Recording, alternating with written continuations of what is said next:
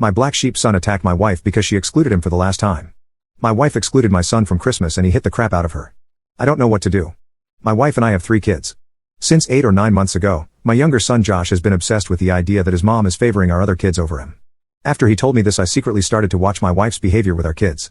I noticed that she would always ask Megan and Matt, our other kids, to run errands with her, and Josh had to ask her. She would also talk more to the older kids. She just seems to enjoy their company a bit more. But don't get me wrong. She loves Josh too and enjoys spending time with him, just not as much as with Megan and Matt.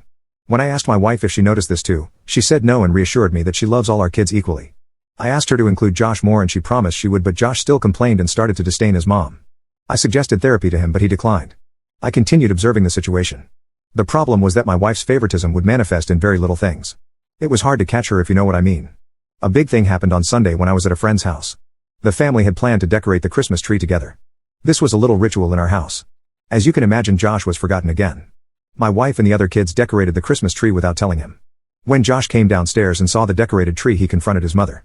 According to my daughter, his mom just said that they just forgot him. This answer made Josh snap.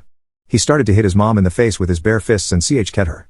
He also kicked and punched his siblings when they tried to protect her. He only stopped when his mom fell to the ground. I rushed home when my daughter called me. My wife's left eye was red and a bit swollen, her nose bleed and her neck was dark red. Matt and Megan had to hold me to protect their brother from me. My wife was in a state of shock and couldn't talk to me. After I came down a bit, I called my father, who lives 3 hours away, and told him what happened.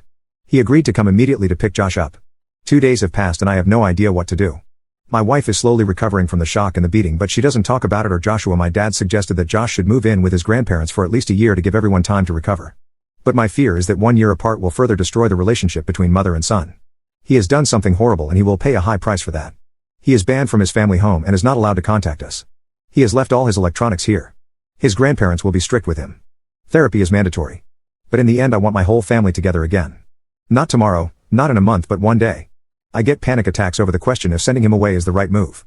I feel like I am stuck between a rock and a hard place. He couldn't stay after what he did, but staying away will estrange him further away from the family. I simply don't know what to do.